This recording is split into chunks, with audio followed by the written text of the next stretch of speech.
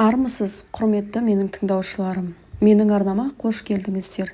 Егер де менің арнама тіркелмесеңіздер, онда қызықты әңгімелер мен оқиғаларды жіберіп алмас үшін ең алдымен арнаға тіркеліп, лайк басып, мені қолдап кетсеңіздер. Лайк басқан қолдарыңыз ешқашан дерт көрмесін. Ертең сенбі екені есіне түскенде Ерқанат ерекше қуанып, тіпті жүрегі сонау бозбала кезіндегідей дүрсілдей соғып кетті. Осы жолы Гүлсинаны көп күттірмей барайыншы. Күтіп қалса ятты. Яттан бұрын обал шығар. Көзі жәудіреп балкон мен есік арасын тоздырады. Байғұс, деп жер ортасынан асқанда кездескен асылын елжіре есіне алды. Ел ағасы атанып, басындағы ақ шашының өзі сирей бастағанда, немерелерінің өзі қыздарға көз сала бастағанда, өзіне қайтадан сол бір ғажайып сезім оралады деп ойлап па. Әсіресе Гүлсинаның қап-қара тоңғиық көздеріне еніп кетсе, жас келіншек жүрегін жаулап алады деп пе. Алтыншы белесі артында қалғанда қызымен қатар Перизатқа көз саламын деп па. Өзінің құдай қосқан 40 жыл серік болған алтындай ұл қыздарын жарық дүниеге алып келген жан жарынан осы келіншекті артық көрем деп беді. Ал енді осынау жұмбақ сезімнің оянуына, жұмбақ тірлігінің жол бастауына Гүлсина кінәлі десе де, еркек басымен ақталған арсыздық, жан дүниесіне күнә, жігіт емес мігіт болатыны шығар.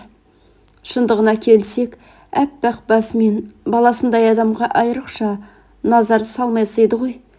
Егер ол соры қайнаған қыздың өзі бұл бейбақты осыншама жақсы көрмесе. Ғашық болып қалды деп айтуға да аузы бармайды.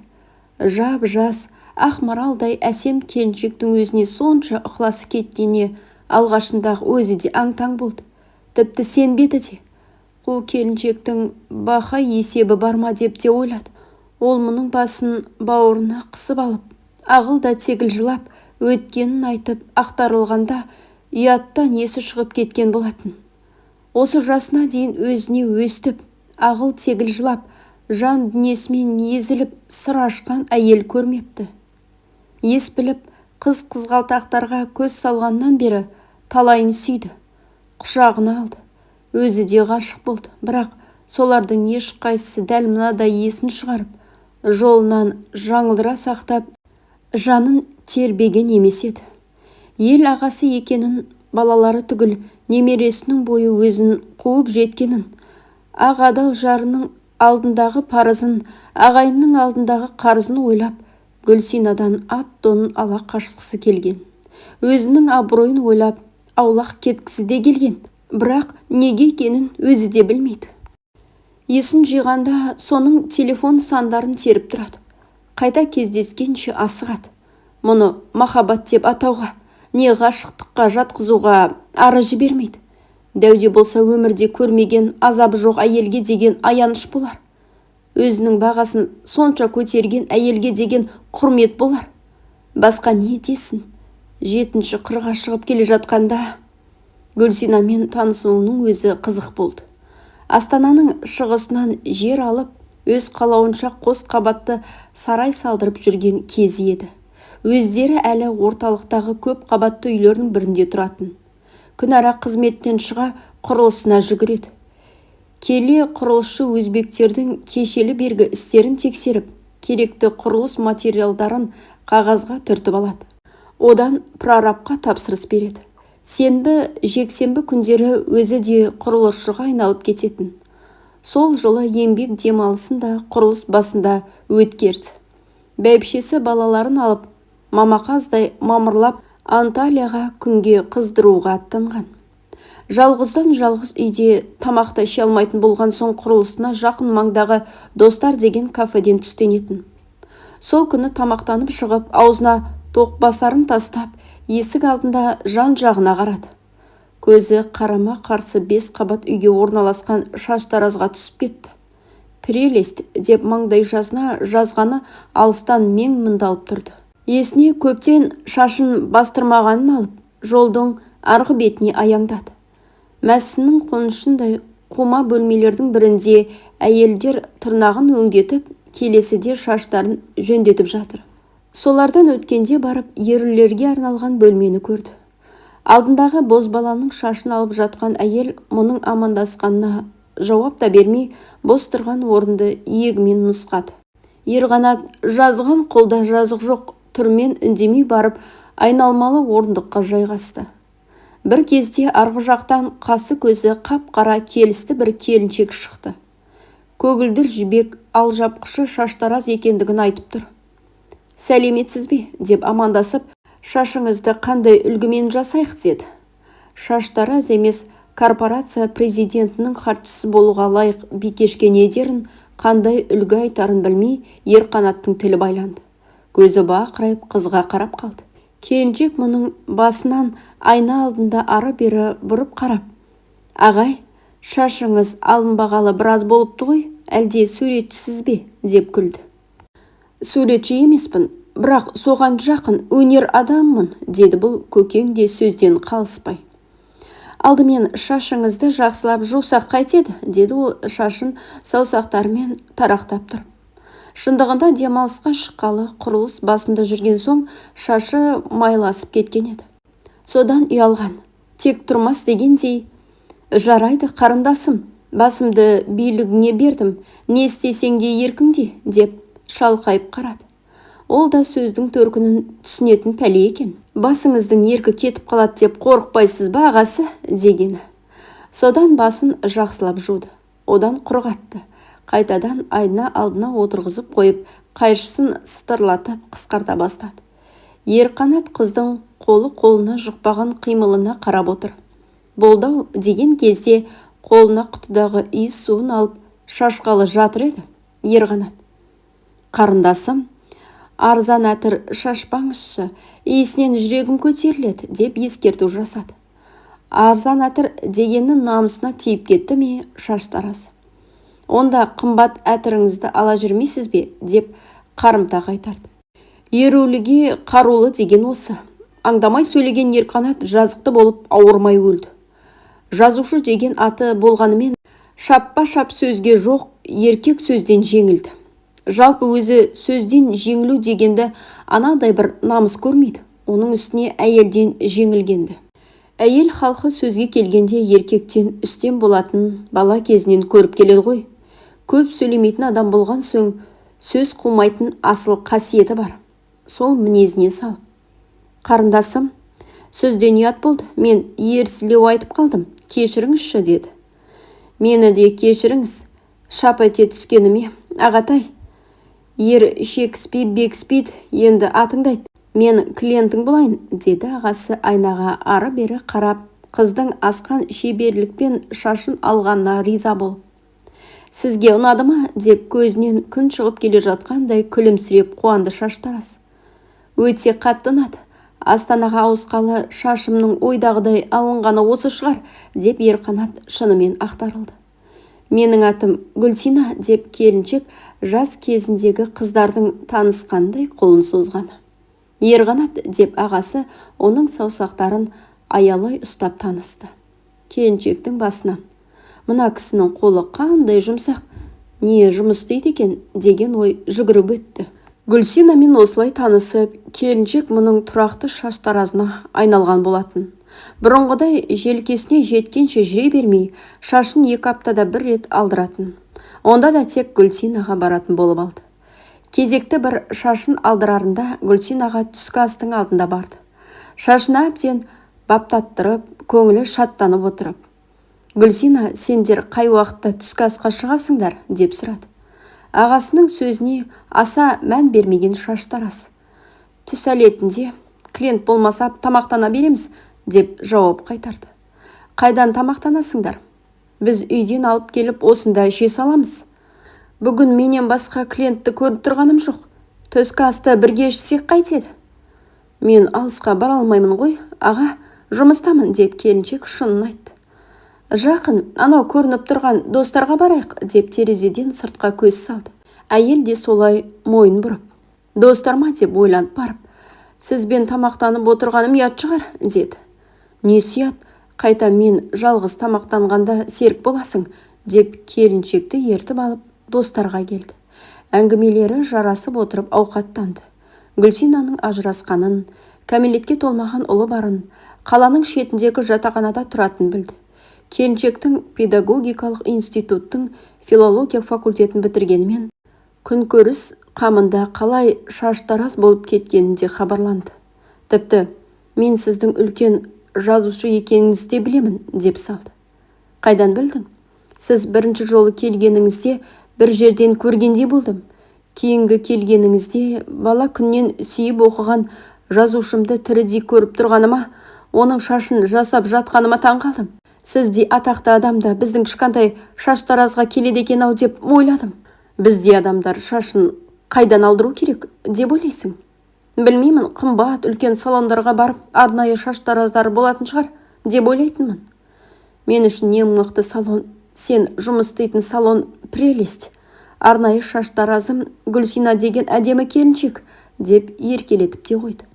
Сол жолы телефон алмасты. Шашын жасатар кезде телефонмен уақытын келісіп алатын болды. Тағы да бірге түстеніп, келіншекке кітабына қолтаңба жазып сыйлады. Кейін әйелдер мерекесіне орай ресторанға шақырып сыйлықты жасады. Гүлсинаның бір кереметі мұның барлық шығармаларын оқыған, әрі жақсы сыншы болып шықты. Өмір болған соң қуаныш пен қиындық қатар алмасып жүреді. Басыңды көлеңке шалғанда жаныңды түсінер жан болмай қалады. Тіпті өмірлік қосағыңның өзі сені түсінбей, балашаға да жағдайыңды ұға алмай жатады. Сол кезде сырласатын жан іздейсің. Ерқанаттың да өмірінде ондай сәттер болып тұратын. Сондай кезде Гүлсинаны іздейді. Сөйлессе сөзі, әзілдесе әзілі жараса кетеді. Сөзінің қисыны да, астары да келісіп тұрады шіркін. Тіпті үндемей жымиып қарап отырғанның өзі ғажап. Тек шаштараз ғой демесең, өзі көріп жүрген керемет бізбеген әйелдерден көркем, білімдіміз деген әйелдерден терең. Тек бармақтай бағы болмай, тағдырдың жазуымен жатақханада жалғыз басты ана атанып жүр. Азаматы кездессе мынау деген жар болғалы тұр. Ерқанаттың әйелі дәрігер, мінезі орыс қолды. Жасы 60-тан асса да шашын қып-қызыл етіп бояп, тауықтың қанатындай төбесіне көтеріп қоятыны күйеуіне ұнамайдақ. Онысын сонау ертеректен айтып келеді, бірақ қойғыза алмады. Жалпы әйел халқына бір ой түспесін, түссе орындайды. Оның түсінігінде сол сұлулықтың заманға сай көрінудің үлгісі болса керек. Байғұс әйел 40-тан аспай тола бастаған. Бүгінде дәу сары бәйбіше болды. Сөзі тік, қазақы әзілді түсінбейді. Кейде сөздері жараспай қалатын кездері де бар. 40 жыл отасып үбірлі-шүбірлі болған соң жанына жақын бір адамдай болып, жеке басының кемшіліктері байқалмай кететін көрінеді. Соның бәрін осы Гүлсинаны көргелі түсініп келеді. Жер ортасына жеткенде танысқан келіншекпен кездескеніне қуанып, сөйлескенінде жаны жадырайды. Желкесіне жинап қоятын қап-қара құндыздай шашы ақмаралдай болып керіліп тұра қалатыны қандай. Ондайда жасымда кездеспеген, ешқашан қосылмайтын мәңгілік өкінішім болар, деп ақылымен санаспайтын сезімдер билеп кететінінде бар. Ерқанат Гүлсинаны танысқалғы бергі жыл ішінде жүрегіне жақын көріп кеткені сондай, күн ара даусын естіп, бейнесін көріп тұру үшін қаладан ұзап шықпайтын болды. Келер жылғы еңбек демалысын да құрылысты сылтау етіп үй маңында өткізді.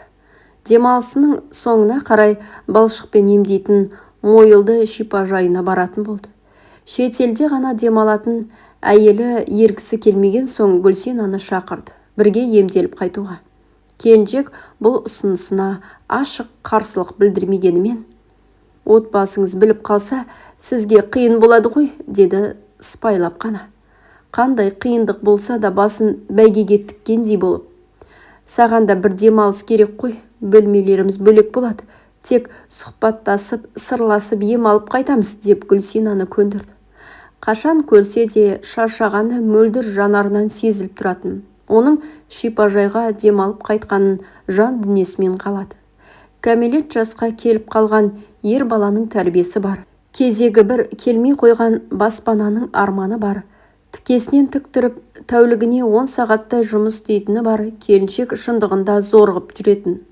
Соны сезінген сайын Ерқанаттың жаны ашып, аяушылықтан жүрегі езіліп кететін. Шілденің шіліңгір деуге келмейтін солтүстік өңірге тән аспанында бұлт үйірілген күнінде екеуі алғаш рет бірге жолға шықты. Қара айғыр джип асфальт бетінде сырғып, жермен емес көкпен алып ұшып келе жатқандай. Қазақтың терме жырлары атты дискіні қосып қойып, сүйікті термешісі Елміра Жаңабергенованы тыңдап, керемет әуен мен жас келіншектен тараған хош иістен жаны жадырап, әңгімелері жарасқан аңсарының жанында аңыратып отырып, Мойылдыға қалай тез жетіп келгендерін де байқамай қалды. Уағда бойынша Гүлсина бөлек бөлмеге Кейуананың жанына орналасты. Тек асханадағы диетсестрадан тамақ ішетін орындарын бірге белгілеуін өтінді.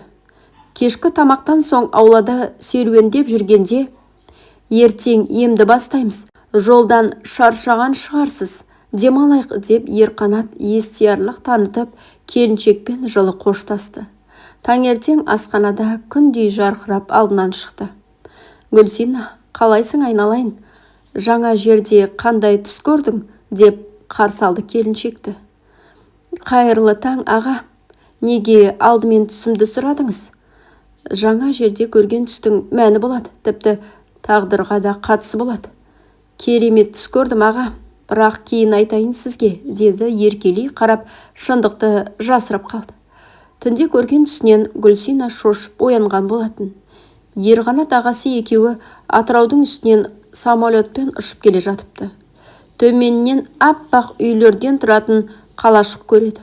Бұл қай қала? Деп сұраған ағасына, біздің елде қайтыс болған адамға осындай үлкен үйлер тұрғызады басына. Солардың көбейіп кеткені сондай қалаға айналып кетті.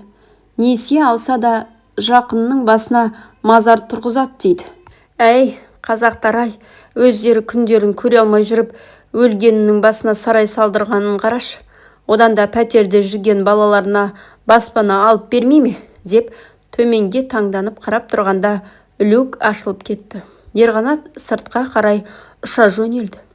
Аға деген келіншек шошып оянады. Ақыры жақсы түс емес екенін ішінен сезді де, Ерқанат сұрағанда көрген түсін ашып айтуға батпады. Жас әйел мен егде еркектің биылғы демалыстары есінен кетпестей болды. Түс ауғанша ем-домдарын алды да, түскі шайдан соң көліктерімен қыдыруға шығып кететін. Ертісті жағалап, алтын құмға да аунап, қыздырынып қайтты. Жалғыздықтың зарын, жетіспеушіліктің азабын тартып жүрген келіншекті жақын сезініп кетті ме, Павлодарға апарып базарлатты. Қарсылығына қарамай көңілі қалаған заттарын сатып алып та берді. Баладай аңғал, бейкүнә, қамқорлықсыз әйелді сонша жақсы көріп, өліп өшіп отырса да Ерқанат ағалық жолдан асқан емес. Мүмкін оған Гүлсинаның қазақы тәрбиесі мен ерекше әдебі де тосқауыл болған шығар. Әйелдің жіңішке жолымен ғана жүретіні сырласа келе байқалды. Жастықта талай қыз келіншекпен махаббат, сезім толқыны басынан өткенімен дәл мынадай жақсы көріп тұрып, құшағына қысуға да, ернінен сүюге де бата алмай аялап ел жүреген емес еді. Алтын құмда қыздырынып жатқанда да келіншек тым жалаңаштанбай шомылу костюмінің үстінен жібек оранғышпен жүрді. Сол жібектің өзіндей болып үлбіреп жанында отырғанына да алма мойны мен ашын төсіне сүйсініп қарап, сен нағыз махаббатқа лайықсың дегенін өзі де байқамай қалды. Айтарын айтып алып, тілін тістей қойды. Себебі өзенге қарап, ойланып отырған келіншек бар денесімен бұрылып, еліктей үрке қараған еді. Ерке ертіске құлай өскен талдар да дүр сілкінгендей болды. Ерқанат бірдеңе айтарын да айтпасын да білмей, орынсыз сұрақ қойғанына кінәлі адамдай үнсіз қалды. Аға, мен сол махаббаттың не екенін білмеймін, деді біраздан соң Гүлсина үнсіздікті бұзып. Ғашық болып көрмедің бе? Деді Ерқанат ақыры осы әңгіме басталды ғой деп батылданып, әрі әуестік жеңіп. Жоқ десем, сенбейтін шығарсыз. Шындығында күйеуімнен басқа ер адамға ықылас білдіріп көрмеппін. Мектепті жақсы аяқтап, жоғары білім алатын оқуға түссем деген арманыммен маңайымдағы жігіттерге назар аудармадым. 3-ші жыл дегенде әрең Каспийдің филология факультетіне іліндім. Алғашқы курсты бітірерде-ақ мені көрші ауылдың жігіт алып қашты. Танымайтын, білмейтін азаматтың босағасын аттағанымен, ата-баба салтынан аттай алмай, ақ орамал салған есікте қалдым. Диплом алғанымша бала көтермедім. Сен тумассың деп күн бермей жүргенде Құдай осы ұлымды көрсетті. Енді өмірімізге шуақ түсетін шығар, ұрпағы жалғасты ғой деп едім. Ол үмітім де ақталмады. Бір қол көтеріп қалған адам басылмайтын көрінеді. Бала 40-на толмай жатып, себеп тауып сабап салды. Содан денсаулығым сыр беріп, ауруға айналдым. Ұлымды әпкем бағып берді. Күйеуіммен 2 рет ажырасып, 2 рет қосылдық. Ақыр болмаған соң некеміз заңмен бұзылды.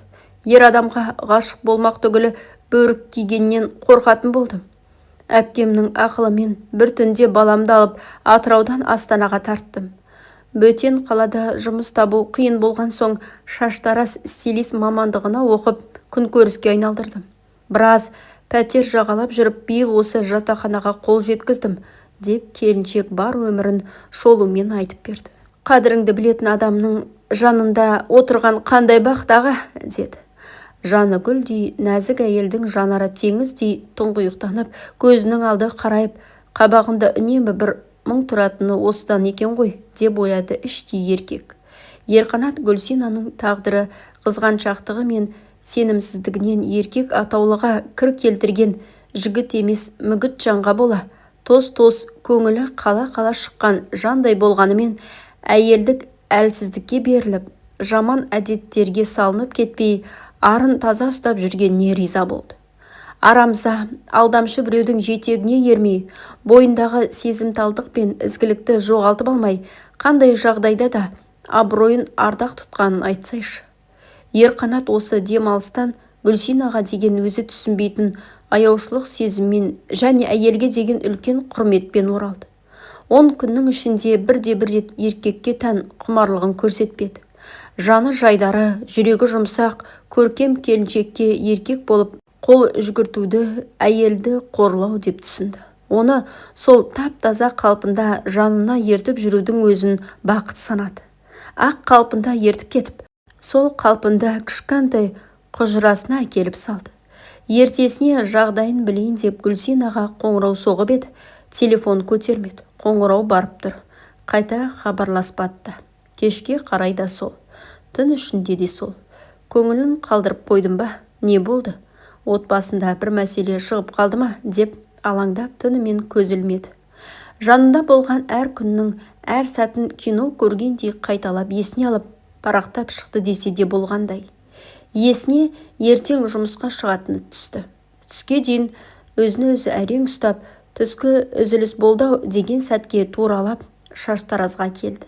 Есіктен кіріп келе жатқанда келіншек өзі алдынан шықты. Қабағы ісіңкі, жанары тұнжыр. Амандықтан соң Ерқанат бірден: бірге тамақтанайық, жүр, деді батыл. Сіз бара беріңіз, мен қазір келем, деп ішке еніп кетті. Қайда екенін екеуі де біледі. Достарда адам жоқ екен. Терезеге таяу шеткі үстелге келіп жайғасты да әйнектен келіншектің жолына қарап отырды. Көп күттірмей Гүлсина да көрінді. Даяшыны шақырып ас мәзірін таңдады. Гүлсина біраз ашыла алмай тығылып отырғандай болды. Оның жан дүниесін алай-дүлей етіп отырған бір жағдай барын Ерқанат анық сезді. Ар жағынан, бер жағынан шығып, сөзбен орап ақыры қызды сөйлетті-ау. Аға, осы маған қуаныш бұйырмаған, деп көзі боталап қоя берді. Қой, олай деп алдыңды кеспе. Одан да не болғанын ашық айтшы. Мен сізбен бірге аса бақытты болып 10 күн демалып келсем, 10 кері шаруа алдымнан шығып тұр ғой. Әрдайым солай, кішкене серпілсем, не қуансам болды, артынан бір қырсық келе жатады. Неге, аға? Сен өз өміріңді өзің солай ойлай берген соң, әрқашан солай үйлесіп тұрады. Жақсы ойласаң, жақсылық шақырады. Не болғанын айтшы. Ең негізгісін айтайын. Басқасы соған байланысты ғой, деп келіншек терең бір күрсініп алып ақтарылды. Айтуынша, ол демалыстан келгенше жатақханадан шығаруға комендант үкім шығарып қойыпты. Ескерту қағазын ұлының қолына ұстатып кетіпті. Гүлсина келгенде баласымен бірге тұратын немере сіңлісі есі шығып, енді қайда барар екенбіз деп күтіп отырыпты. Гүлсина келе жатақхана комендантына барады. Бізге тексеру келіп, тек осы саланың адамдарын ғана қалдырасыңдар, әйтпесе мемлекеттік мекемеден қосымша пайда тауып отырғандарың үшін істі боласыңдар деп жатыр. Сондықтан 2-7 уақыт бердік, бөлмені босатыңдар дейді. Енді қайда барарын білмей отырыпты. Мен барып, басшылармен сөйлессем қайтеді, деді Ерқанат өзінің осы бір қорғансыз әйелдің алдында ешкімнің нұсқауынсыз, ешбір қақысыз жауапты екендігін сезінгендей. Ой, аға, болмайды. Сіз кіммін деп барасыз, деп шошып кетті. Ағасымын деймін. Ол бір көкбет әйел, ешкімді тыңдамайды. Онда пәтерге шықсаңдар қайтеді, деді шарасыз ағасы. Шығар едік, мен тұрғын үй құрылыс жинақ банкіне қаржы құйып жүретім. Пәтер алып қалам ба деп. Екі жақты қаржы төлеуге табысым жетпейді ғой, деп мұңайып төмен қарады. Ерқанаттың есінен сол күннен бастап Гүлсинаның маған қуаныш бұйырмаған деп көзі боталап, жанын тебірентіп жібергені шықпады. Бір әйелдей-ақ бақытты болатын келіншек өзі айтқандай неге ылғи жолы қырсығып тұрады екен. Енді баласымен сіңлісін жетектеп қайда паналамақ дегенді жүз қайтара ойланған шығар. Не көмек жасасам екен деп шарқ ұрды. Санадағы сұрақпен сансырап өзіне өзі мәселе тауып алып жүрді. Тұрғын үй құрылыс жинақ банкіне қаржы жинап жүрмін дегені есіне түсіп, Гүлсинадан анығын сұрап, банктың басшысына барып, қалаған жарнасын өзі төлеп, 2 бөлмелі пәтер алып беретін болды. Сіз менің кімім едіңіз? Маған пәтер алып беретіндей. Мені олай бейшара көрмеңіз. Ел естісе, мені арын сатып жүр дейді ғой. Енді аз шыдасам өзім-ақ аламын сол пәтерді, деп атыраулық намысқой қыз ер-тоқымын ала тулады. Міне осы намысты ту ететінің, арыңды жоғары қоятының үшін саған көмектесемін. Егер сенен титтейде ар сатқындығын көрсем, баяғыдағы безіп кетер едім. 2 жылдан бері аға қарындас айырылмас дос болып келеміз. Тіпті сенесің бе, сенбейсің бе? Сені көргелі менің шығармаларыма қанат бітті. Маған муза болдың. Қандай тақырыпты бастасам да сенің бейнең мені жетелеп, қалай аяқтағанымды білмей қаламын. Әйтеуір 2-3 аптада бір рет сені көріп, сығалап тұрсам болғаны. Сен осынша жан тазалығымен, адалдылығыңмен, әділеттілігіңмен мені демеп келесің. Жаңаша жазуға, жаңаша ойлауға шақырдың. Соның бәрі сенің көрінбейтін еңбегің. Еңбек еткен жан жемісін көруі керек, жеңісін тойлауы керек. Міне енді соның уақыты келді, деп жатып әйтеуір көндірді-ау асау қарындасты. Гүлсинаға Астананың оңтүстік шығысынан жаңа басталған Достар шағын ауданынан пәтер тиді. Аға, маған достар деген сөз жағады. Сізбен де Достарда танысып тамақтанғанбыз. Үйде сол ауданнан бұйырды. Сіз де маған адал доссыз, екеуміз де достармыз, деп балаша қуанады. Жаны тұп-тұнық, әр нәрседен жақсылық іздеп жүреді. Қыстың алғашқы жапалы қармен жарысып Гүлсина көшті. Ұлының қуанышында шек жоқ. Азамат анасына қолғанат болып қалғанын көрсеткісі келіп, түйіншектердің ауырын көтереді. Достарын ертіп келді көмекке. Кедей болсаң көшіп көр, деген шын екен.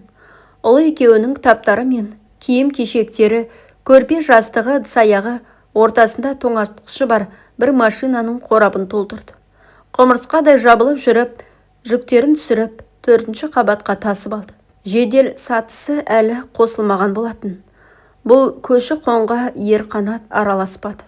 Аға, сізге онсыз да рахмет, күллі қазақ таниды. Біреу көрсе ұят шығар, деп жолатпады келіншек. Бас аяғы жиналған соң Ерқанатты қонаққа шақырды. Ол қоныс тойына бергісіз болды.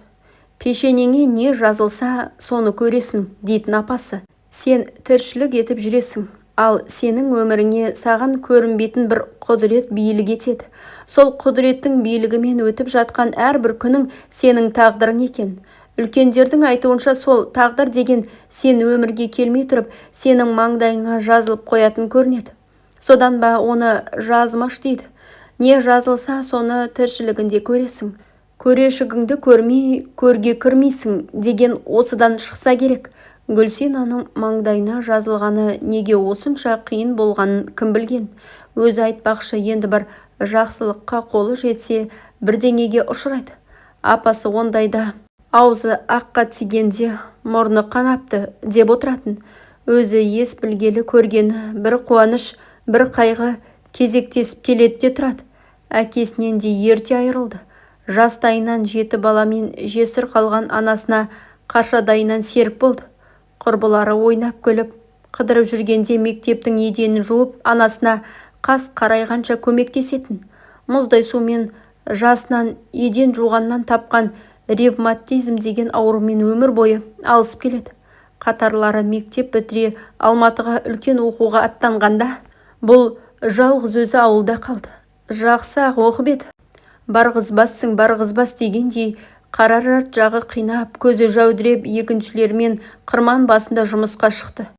2-3 жылдан кейін барып, ағасы әскерден оралған соң педагогикалық институтқа ілінді. 1 жыл оқымай жатып, буындары ісініп, академиялық демалыс алып, соңынан сырттай аяқтады оқуын. Жастайынан қосылған жары опасыз болып, баласын құшақтап қаңғып қалды. Құдайға қараған бір жақсы азамат кездесіп, қол ұшын бере бастап, өз басына баспаналы болғаны сол еді. Тағы бір қайғы алдынан шықты. Кешке қарай асханада қысқа әзірлік қамымен тосап қайнатып жатқан. Залда телевизор көріп отырған ұлының «апа» деген ащы үннен шошығаны сондай, қолындағы шөміші жерге түсіп кетті. «Апа» деп жүгірген баласы есікке жетіп келіпті. Бірдеңе болып қалды ма деп бұл да солай ұмтылған еді. Бастары соғысып қала жаздады. «Апа, Ерқанат ағамды өліп қалды деп жатыр ғой телевизорда» деп баласы шырылдап құшақтай алды. «Не дейді? Қайда?» деп босағаға ұлын құшақтаған күйі отыра қалды. Телевизордан диктордың даусы саңқылдап қаралы хабарды жеткізіп тұр. «Мезгілсіз қаза болды» дейді. Оның суреттері экраннан өтіп жатыр. Ұлын бауырынан босатпаған қалпы. «Аға, асыл ағатайым-ай» деп дауыс салып аңырай берді. Баласы да «Апа, оған не болды екен?» деп жылап жатыр. 3 күн бұрын ғана сапарға кетер алдында Тұлпар ат спорты кешеніне барып бірге серуендеп қайтқан болатын. Ерқанаттың әкесі жылқы баққан шабандоз көкпаршы болған екен. Ол да жылқы десе ішкен асын жерге қояды. Бос уақытында Тұлпарға барып ат мініп серуен құратын. Кейде жанына Гүлсинаны ертіп алатыны бар. Сол күні екеуі серуеннен кейін мейрамханадан тамақтанып үйге кештеу қайтқан. Соңғы рет көріп тұратын кім білген, жүрегі құрғырда ештеңе сездірмеді.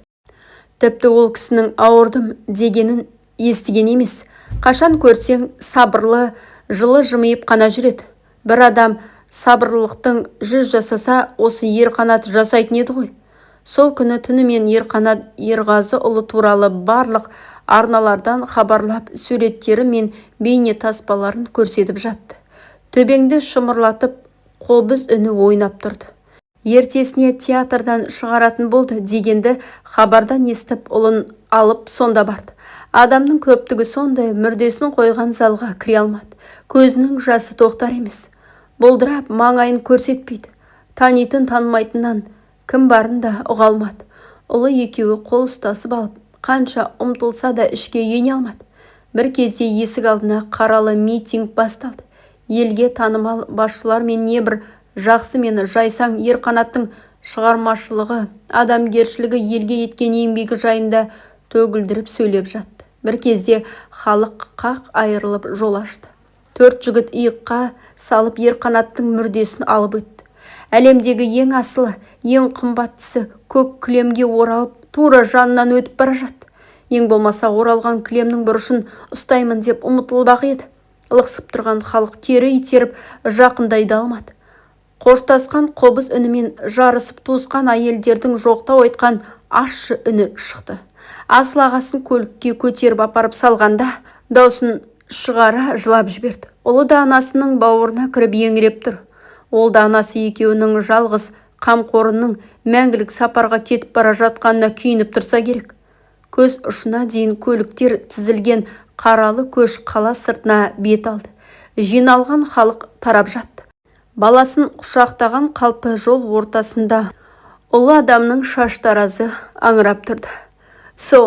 Құрметті тыңдаушылар, соңына дейін тыңдағандарыңызға көп рахмет. Егер де арнамнан қызықты оқиғалар мен әңгімелерді тыңдағыларыңыз келсе, онда арнама міндетті түрде тіркеліп, мені қолдап, лайк басып, каналға тіркеліп кетсеңіздер. Аман болыңыздар, сау болыңыздар. Әңгіме авторы Сәуле Досжанова.